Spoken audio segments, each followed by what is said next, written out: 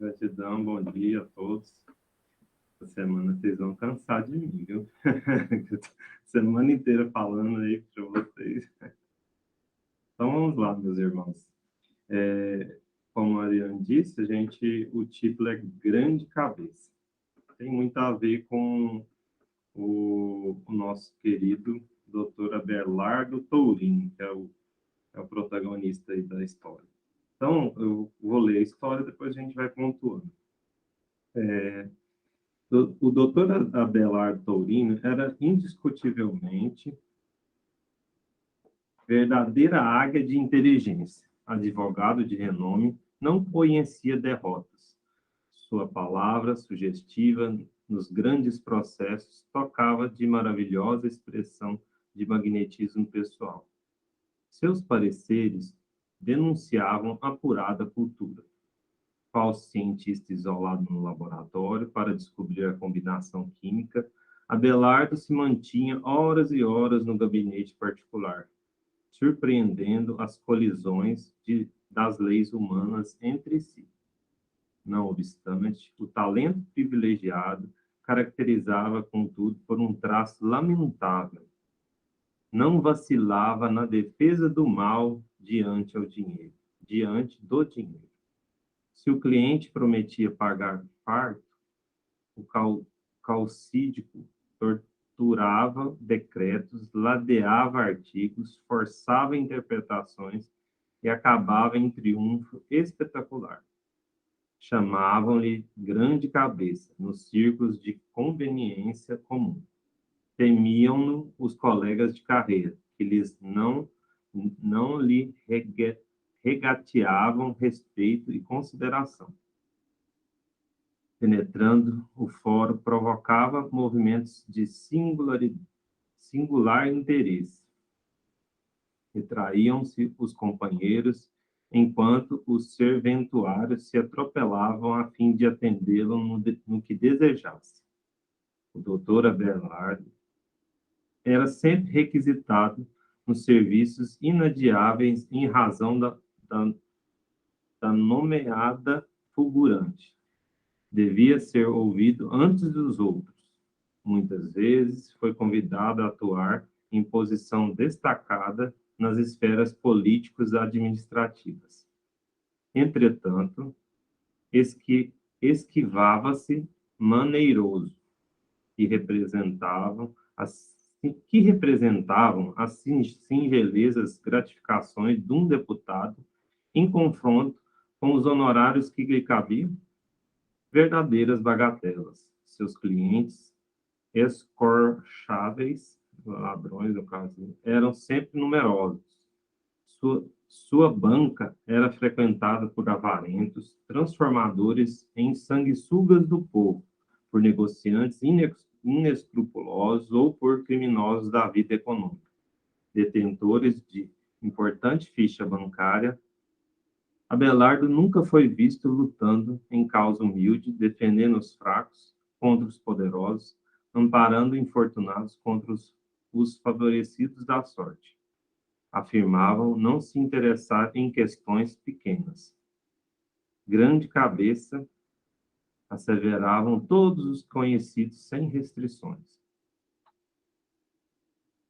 Alguém havia, porém, que acompanhava o grande intérprete da lei sem elogios precipitados.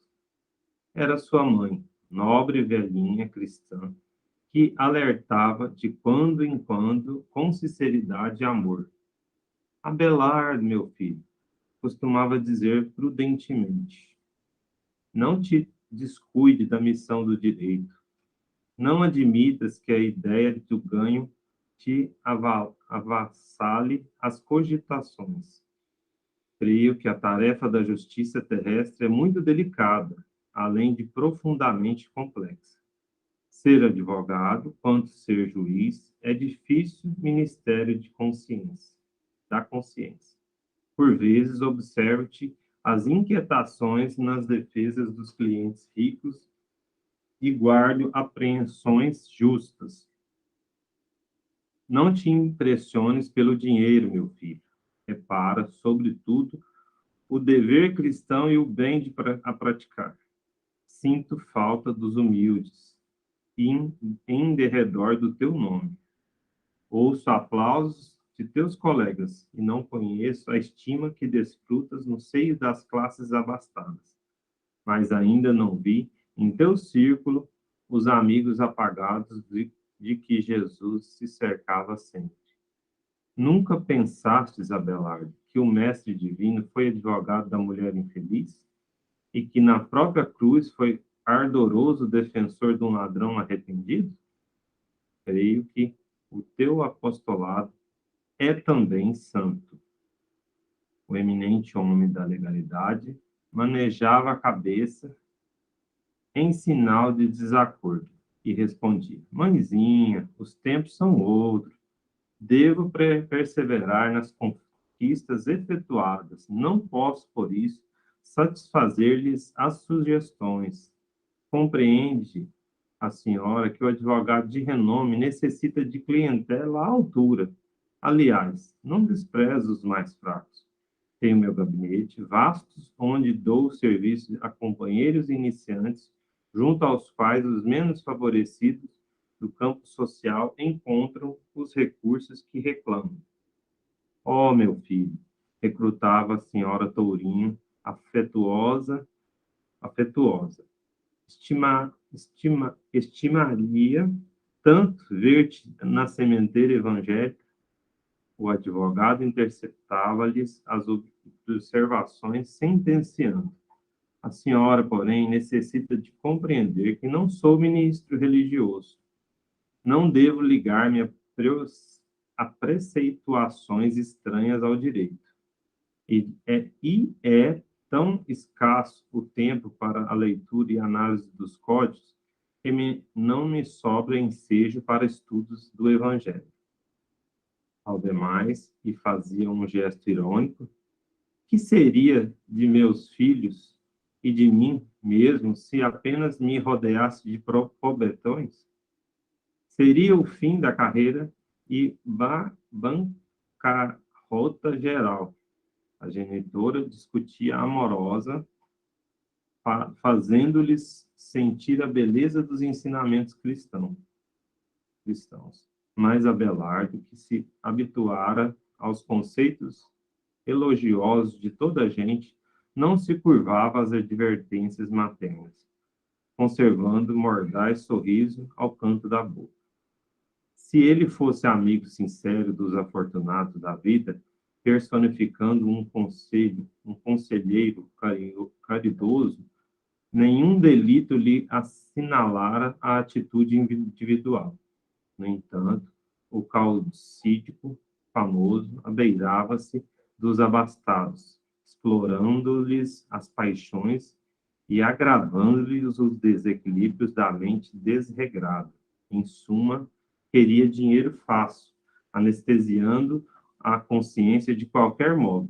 Iludira-se com a opinião pública que considerava grande cabeça e colocou todas as possibilidades da sua vigorosa inteligência a serviço das aquisições menos dignas. A experiência terrestre, contudo, foi passando, devagar, com quem não sentia pressa em revelar a eternidade da vida infinita. A senhora Tourinho regressou à espiritualidade, muito antes do filho, persuadindo, entretanto, na mesma dedicação, inspirando-o e ajudando-o através do pensamento. Abelardo, todavia, jamais cedeu. Sentia-se a suprema cabeça em seu círculo com a última palavra nos assuntos legais. E foi assim que a morte o recolheu, envolvido em extensa rede de compromissos. Muito tarde, compreendeu o antigo lidador do direito as tortuosidades perigosas que traçara para si mesmo. Muito sofreu e chorou nos caminhos novos. Não conseguia levantar-se, achava-se caído, na expressão literal. Crescera-lhe a cabeça enormemente, subtraindo-lhe a posição de equilíbrio normal. Colocara-se à terra, entontecido e frequentemente atormentado pelas vítimas ignorantes e sofredoras. A devotada mãezinha visitá-lo várias vezes, administrando os socorros ao seu alcance. Os anos, no entanto, deslizavam rápidos, sem que a senhora Tourinho lograsse resultados animadores. Prosseguia o penitente na mesma situação de imobilidade, de deformação e sofrimento, reparando, certa feita, a ineficácia de seus carinhos, trouxe um elevado orientador de almas à passagem escura. Pretendia um parecer a fim de reformar diretrizes de ação.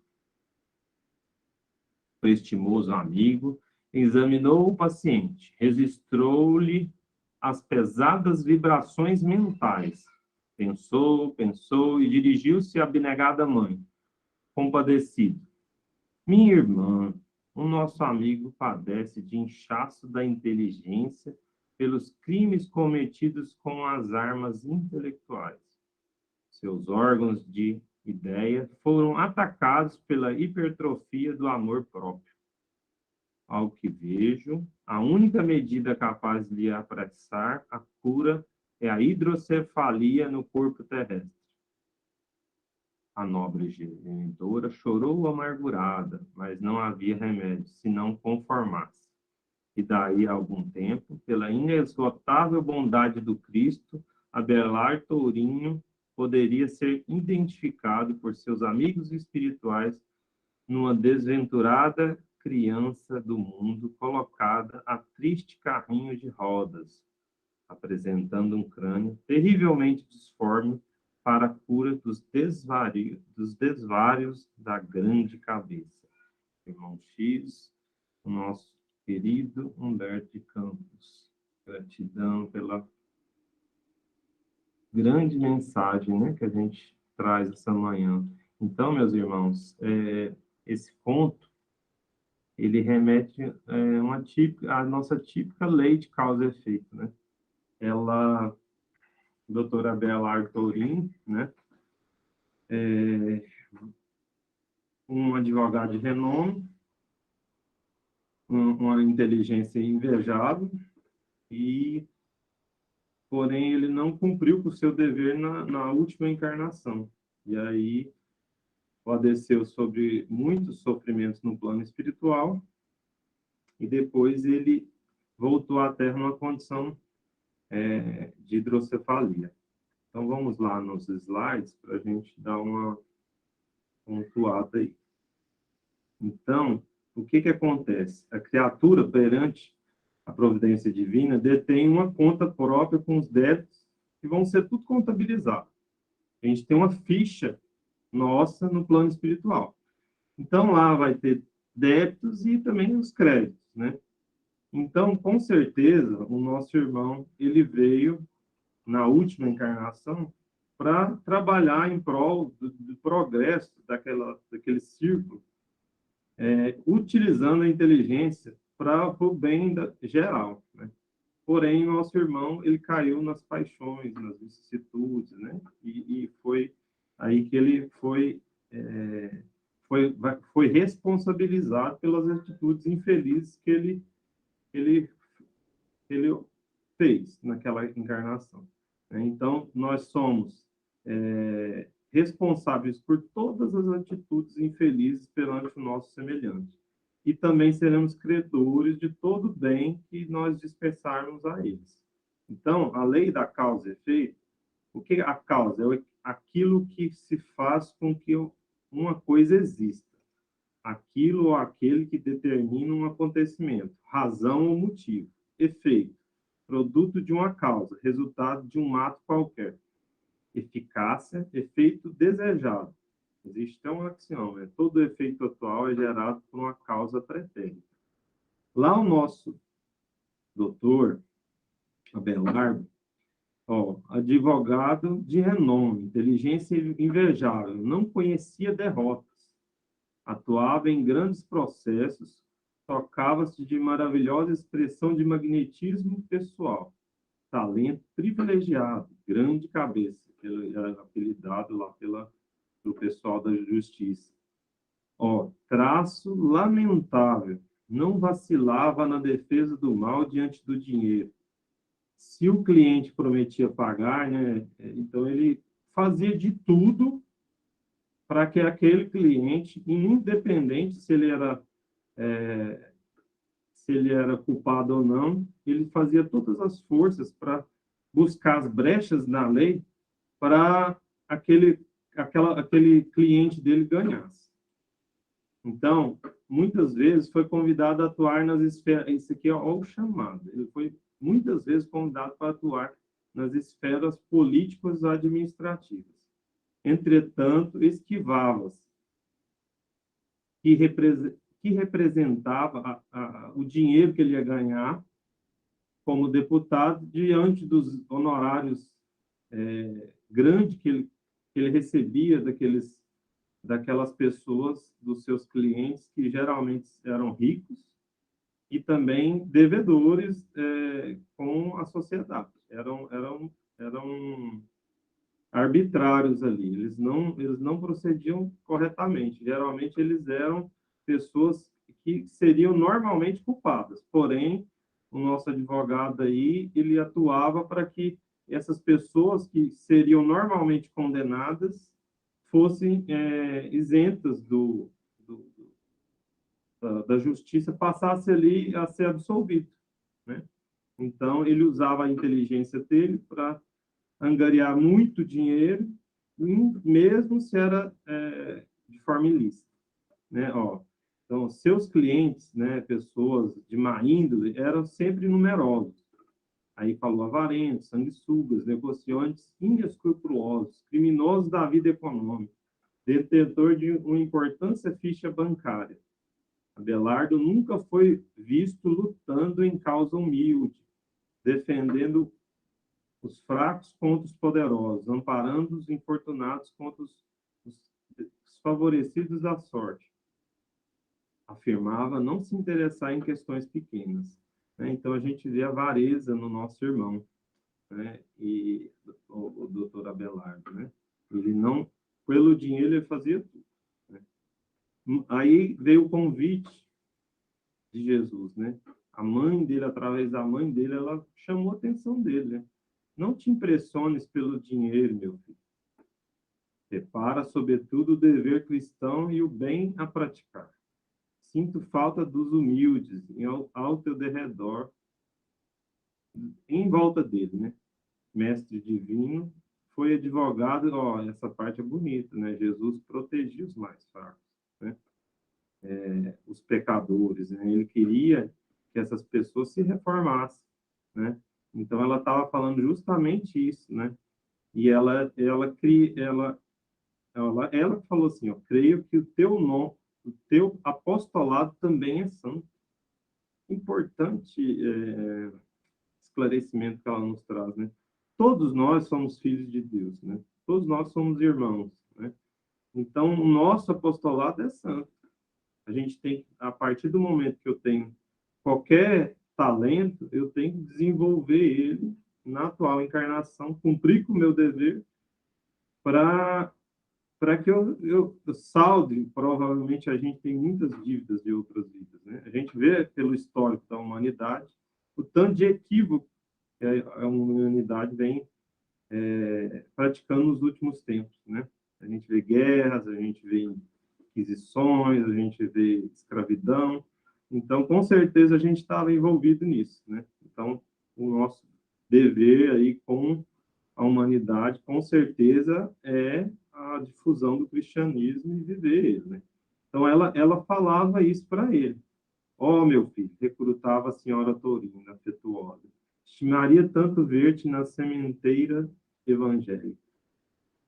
Aí aqui eu coloquei a imagem do jovem rico, que ele teve um encontro com Jesus, a gente sabe da passagem do evangelho.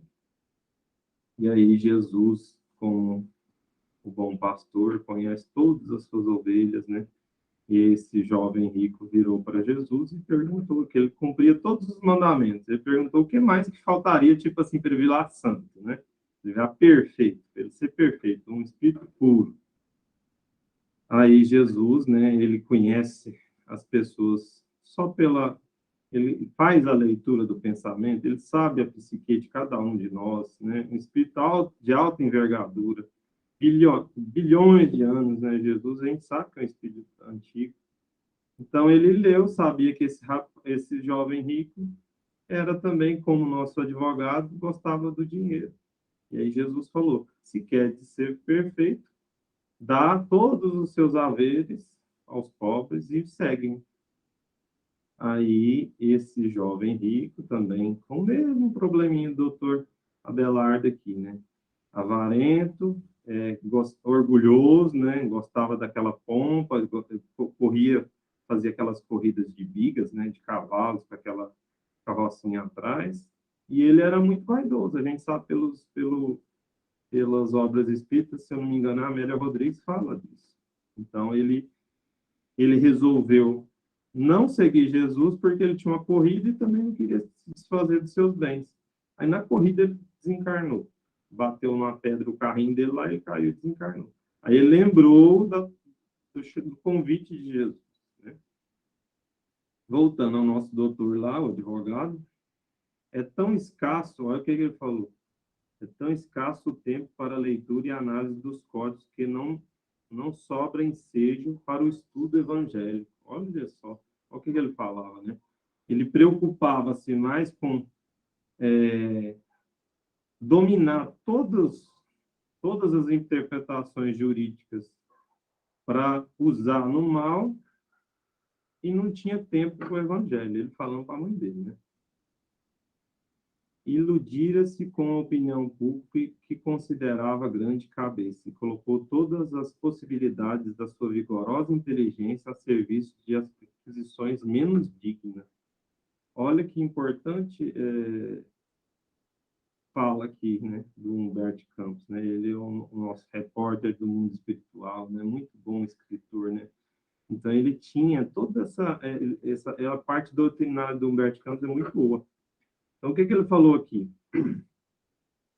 Que ele estava se perdendo também pela vaidade, né? Todo mundo fala, oh, inteligentão, resolve tudo, né? Então ele estava já de tantos elogios, ele não estava nem aí com se essas aquisições eram dignas ou menos dignas. Né? E aí a mãe dele voltou para a espiritualidade, se encarnou, né? Mas mesmo assim continuou inspirando ele e ajudando, né? Através do pensamento.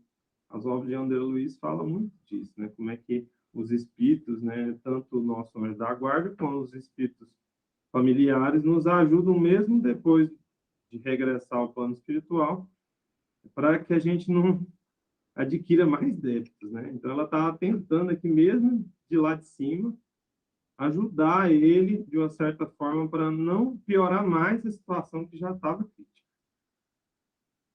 Ó, todavia jamais o filho dela cedeu.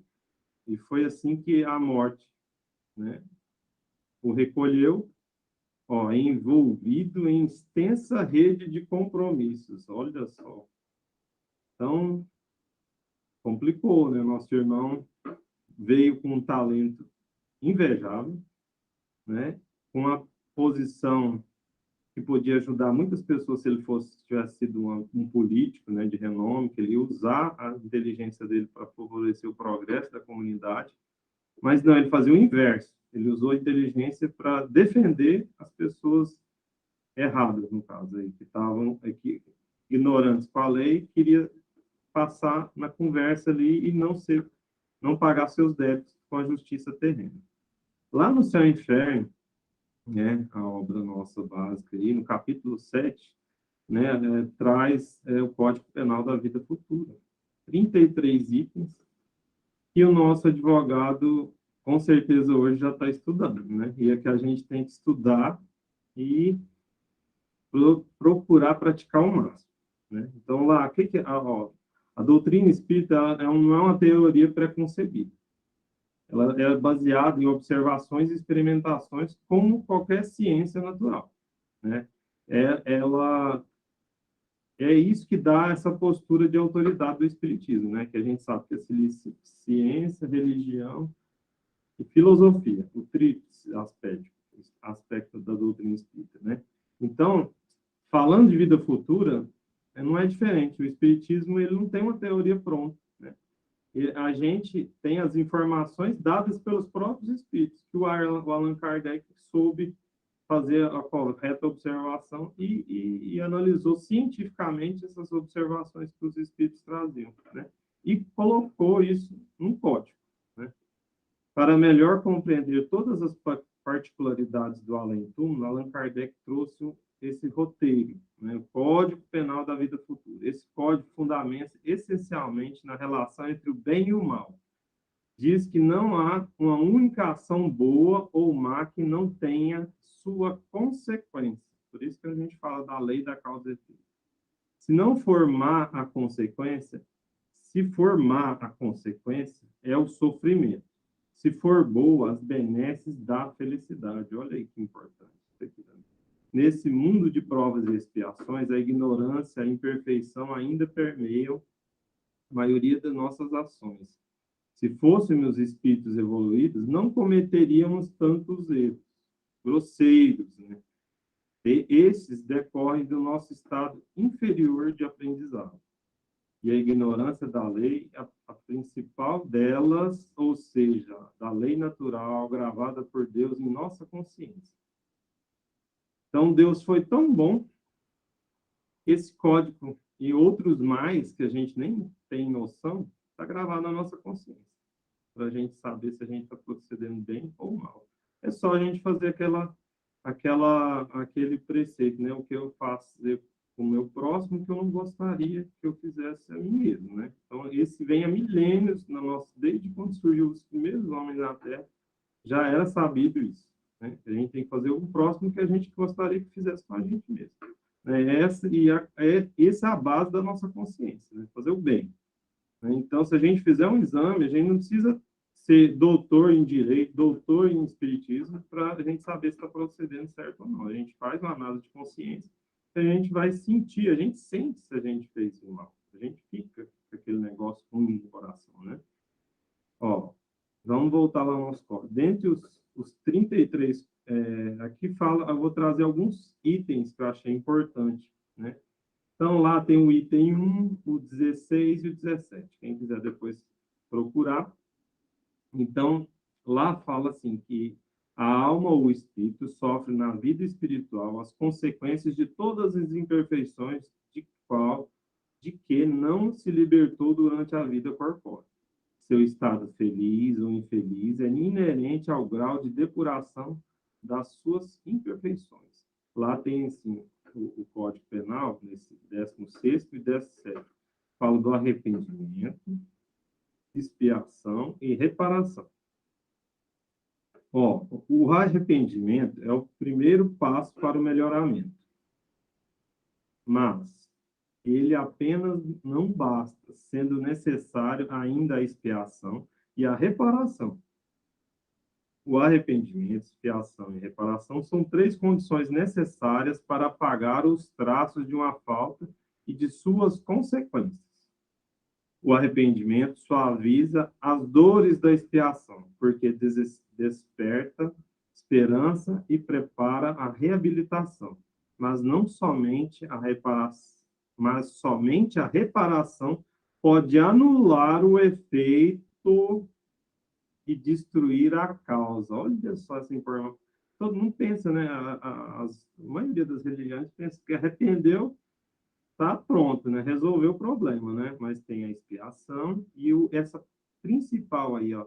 Somente a reparação pode anular o efeito ou destruir a causa.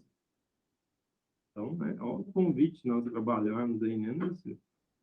O perdão seria uma graça e não uma anulação da falta. Belíssima essa parte. Vou ler o 17 daqui a pouco. Vamos aqui no nosso doutor aqui, nosso advogado. Muito tarde compreendeu as tortuosidades perigosas que traçava para si mesmo. Muito sofreu, chorou nos caminhos novos. Olha, lá no plano espiritual, né?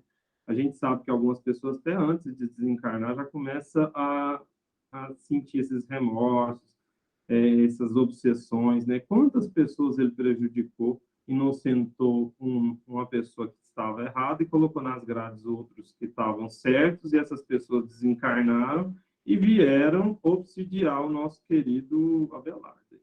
Então, nosso irmão muito equivocado. Aí ele sentiu isso aí tudo, né? Para desencarnar ou lá no plano espiritual, essas pessoas vêm tomar conta desses processos que ele atuou erroneamente. Não conseguia levantar, achava-se caído na expressão literal.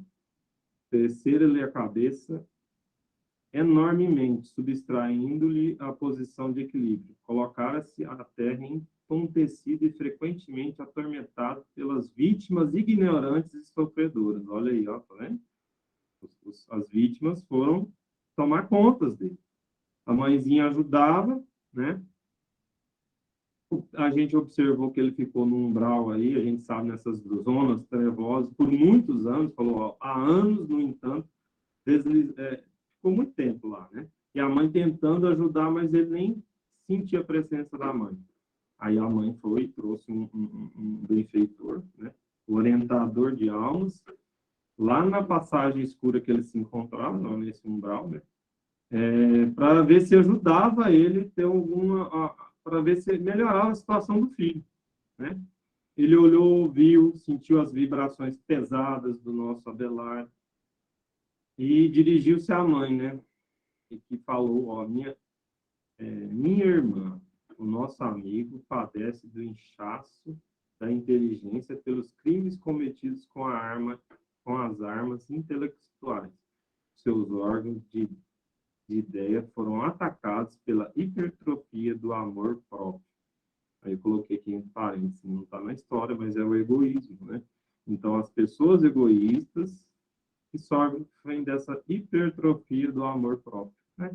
Eles pensam no bem para eles próprios, só para eles. Eles não pensam... E o bem, a gente sabe pelas obras espíritas aí, que o bem ele é caracterizado pelo bem, pelo coletivo, né? A gente não fazer o bem só para nós, a gente tem que fazer o bem para todos, né? E aí nós também vamos estar recebendo, né? Então, ele fazia só para ele, né? Hipertrofia do amor próprio. Então, era extremamente egoísta, avarento e outras coisas mais, né? Então, lá no 17º, o que fala? O arrependimento pode ocorrer em qualquer lugar e tempo. E se for tardio, o culpado sofre por mais tempo. Olha o que aconteceu, eu acabei de ler aqui, né? A expiação consiste nos sofrimentos físicos e morais, que são a consequência da falta cometida, seja desde a vida presente, ou seja após a morte, na vida espiritual, ou ainda numa nova existência corpórea, até que os traços da falta tenham desaparecido. Importante, né, essa lição, né? Aí está o nosso Abelardo, finalzinho da nossa história. Ao que vejo, a única medida, ao benfeitor falando, é apressar a cura, é a hidrocefalia no corpo terrestre. A nobre genitora chorou amargurada, mas não havia remédio senão conformar. E daí a algum tempo, pelo inesgotável bondade do Cristo, Abelardo Torinho podia ser identificado pelos amigos espirituais, uma desventurada criança do mundo, colocada num triste carrinho de rodas, apresentando um terrível disforme para curar os desvaриos da grande cabeça. Hidrocefalia, a gente sabe que é uma água que no cérebro, na cabeça, é uma condição caracterizada pelo acúmulo de líquido cefalorraquidiano nos ventrículos cerebrais. As cavidades intercomunicantes se localizam em áreas do encéfalo, no espaço subaracnoide, entre as membranas anacleoide e pia mater das meninges. Então, a criança tem que ter esse apoio aqui, né, que está na foto aqui, porque ela não consegue segurar o peso da cabeça, né? Eu tenho mais alguns minutinhos. Qual que é o objetivo da encarnação? O Kardec perguntou os espíritos superiores no livro dos Espíritos, né? Ó, expiação, melhoramento progressivo da humanidade. Sem isto, onde haveria justiça? Então, a gente vê que o objetivo da encarnação é muito nobre, né? Então, assim, a gente vê a justiça divina através da reencarnação. Então, por que que eu tenho um irmão que é superdotado, outro irmão que toca piano desde os 3, 4 anos? Por quê? Porque essas pessoas vêm trazendo isso de outras vidas, não foi um privilégio de Deus, né? Então, a reencarnação é um processo de despertamento da alma. As vidas são, essas vidas sucessivas são escolas em todos os reinos da natureza, que é, pois, uma depuração constante em rumos variáveis. Ela é uma das leis de Deus e se encontra fixada na eternidade para ajudar seus filhos a compreender a si mesmos e serem obedientes aos programas do Todo-Poderoso. Isso aqui é uma fala do Miramês, lá em Filosofia Espírita. Eu não vou ler mais, porque o nosso tempo está pouco, eu tenho que terminar um pouquinho e concluir nosso estudo. Então, por que Deus é bom? É porque ele deixa nós plantar o que quiser. E por que Deus é justo? Porque a gente vai colher o que nós plantamos. Se eu colher, se eu plantar o bem, eu vou colher o bem e assim por diante. A lei da causa e efeito, o que ela traduz aí para a gente? Deus nos torna responsáveis por todos os atos livremente cometidos, pelo mal que fizemos, pelo bem que deixamos de fazer. Isso aqui é muito importante. Então, a gente vai ser responsável também pelo bem que a gente deixou de fazer. Quando nós podíamos, pelas consequências de termos deixado de fazer esse bem. Isso é o mais importante, e as doutrinas não, a maioria das religiões não tem essa informação. Graças a Deus, no Espiritismo a gente tem, né? Os Espíritos vieram trazer justamente isso, né? Não é só não fazer o mal. Ó, sendo infinita a justiça de Deus, o bem ou o mal são rigorosamente considerados, não havendo uma só ação ou um só mau pensamento que não tenha consequências fatais. Olha, nossos pensamentos, por que a gente tem que cuidar dos nossos pensamentos, né? Como não há uma única ação meritória, ou um bom movimento da alma que se perca. Está também no céu e inferno, naquele Código Penal, no artigo 8º. Então, Deus é soberanamente justo e bom. Então, o que acontece? Então, a gente não é... A lei não é punitiva, a lei é educadora. As leis de Deus são perfeitas. E, através do amor, a gente pode cobrir uma multidão de pecados. Está lá no Evangelho, na Epístola do Pedro, né? E aí, o nosso tempo já acabou, eu vou abrir a palavra para os nossos irmãos, e depois, se der um tempinho, eu vou ler essa mensagem aqui, um caminho alto, do nosso querido Chico Xavier e Valdo Vieira, do Emmanuel. Eu vou abrir a palavra a todos. Gratidão, meus irmãos.